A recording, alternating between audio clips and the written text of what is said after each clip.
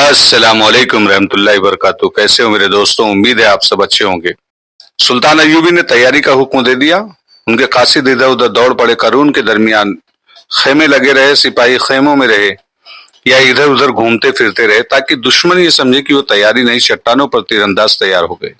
दुश्मन की रफ्तार तेज थी। उसके हरावल ने देखा कि खेमे अभी तक खड़े हैं, तो हरावल ने इस ख्याल से कि उन्होंने सुल्तान अय्यूबी की फौज को बेखबरी में ले लिया है, पीछे खबरें दी कि रफ्तार तेज करो। सुल्तान अय्यूबी एक बुलंद चट्टान पर चले गए, जहां से सारा मंजर, दाएं तरफ का मैदान भी नजर आ रहा था। ये देखकर वो हैरान रह गए कि गमस्तगीन की फौज सीधी कारून की तरफ आ रही है। सुल्तान अय्यूबी के सिपाहियों ने हिदायत के मुताबिक अपने घोड़ों पर जीने उस वक्त डाली जब दुश्मन बिल्कुल करीब आ गया था। प्यादों ने आगे बढ़कर चंद एक तीर चलाए। उधर से ललकार सुनाई देने लगी, कत्ल कर डालो, किसी को जिंदा न छोड़ो, सलाहुद्दीन अय्यूबी को जिंदा पकड़ो, सारे लोगों के सर काट लो, कत्ले आम मचा दो। सुल्तान अय्यूबी के सवार आगे बढ़कर मगर पीछे को आ गए। प्यादों और सवारों ने हमले की अगली सफ का मुकाबला किया और लड़ते लड़ते पीछे हटते आए। ऐसा लग रहा था जैसे वो पसपा हो रहे हैं।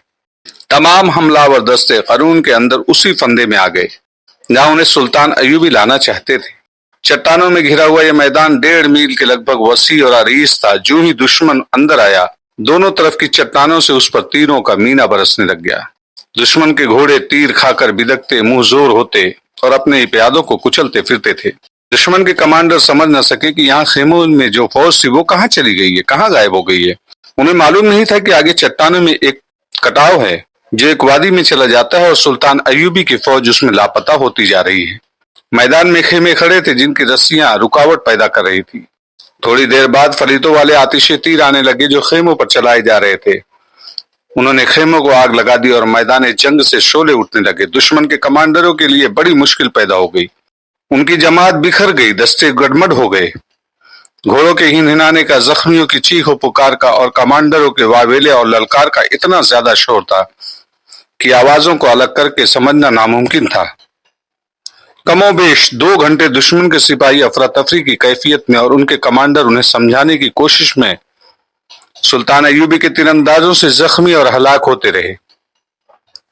वो भी आखिर मुसलमान सिपाही थे। अस्करी जज्बा उन्हें पसपा नहीं होने दे रहा था। उनमें से कई एक उन चट्टानों पर चढ़ने लगे जहां से तीर आ रहे थे।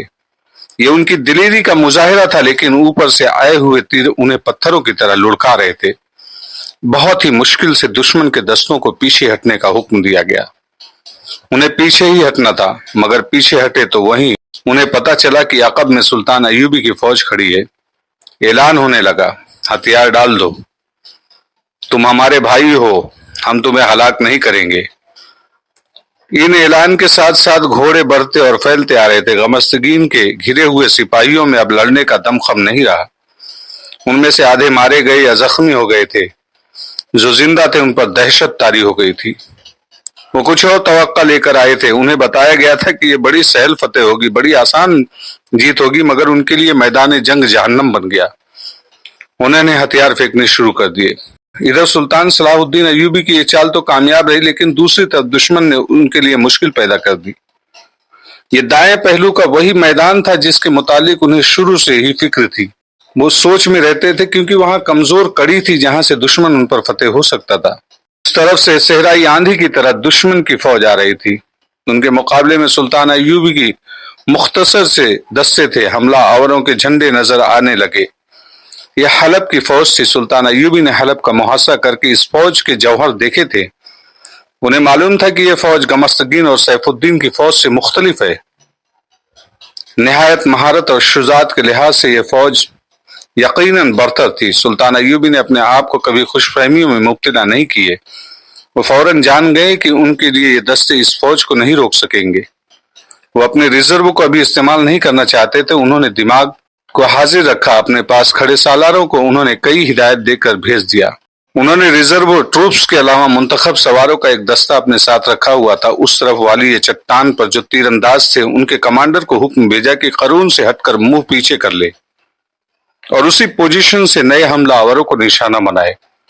उन्होंने अपने मुंतखब सवारों के कमांडरों को हुक्म दिया कि दस्ता मैदान में लाओ, मैं खुद कमान करूंगा। नहायत थोड़े वक्त में वो चट्टान से उतरे, उनका दस्ता तैयार था, वो भी मैदान में आ गए। सुल्तान अय्यूबी मैदान जंग में अपना झंडा नहीं लहराया करते थे ताकि दुश्मन को पता न चल सके कि वो कहाँ है, लेकिन इस मौके पर उन्होंने बुलंद आवाज से कहा, मेरा झंडा ऊंचा रखो। गाजी बहाउद्दीन शद्दाद अपनी याददाश्तों में लिखता है, इस मुआरके में अपना झंडा चढ़ाकर सलाहुद्दीन अय्यूबी अपने दस्तों को बताना चाहते थे कि उनकी कमान और क़यादत सुल्तान खुद कर रहा है, और वो हलब के हमलावरों को भी बताना चाहते थे कि उनका मुकाबला सलाहुद्दीन अय्यूबी के साथ है।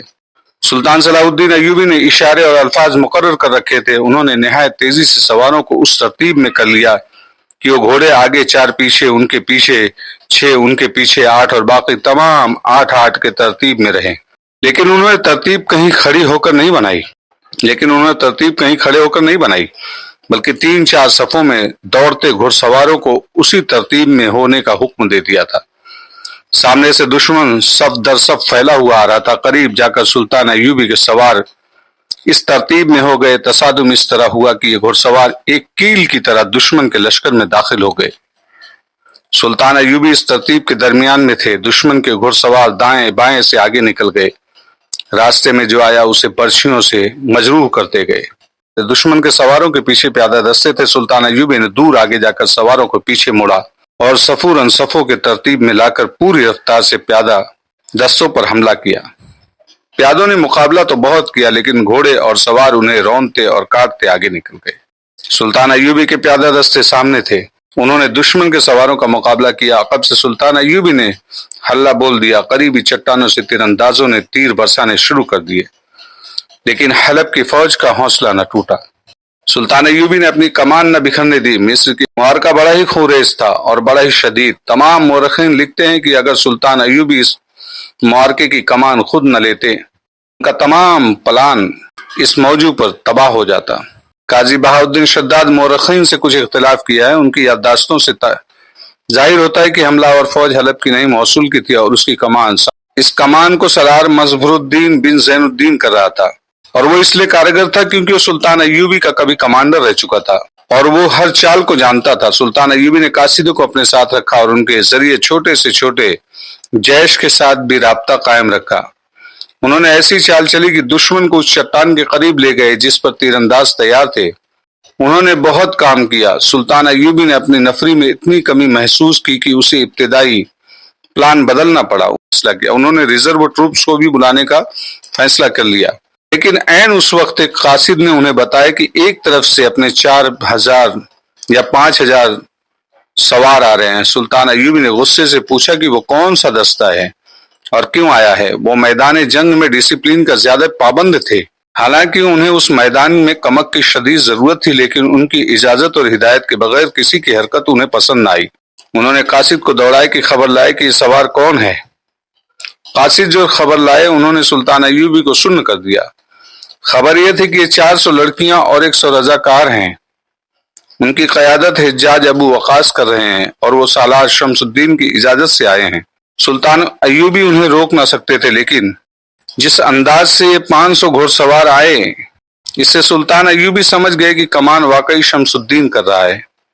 ये सवार दुश्मन को चट्टान की तरफ धकेल रहे थे।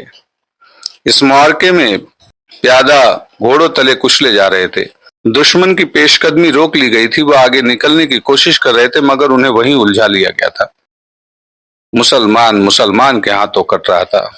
अल्लाह अकबर के नारे अल्लाह अकबर के नारों से टकरा रहे थे।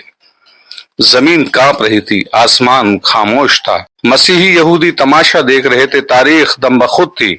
लड़कियां अपने भाइयों और बापों के दोष बदोश भाइयों और बापों के खिलाफ लड़ रही थी।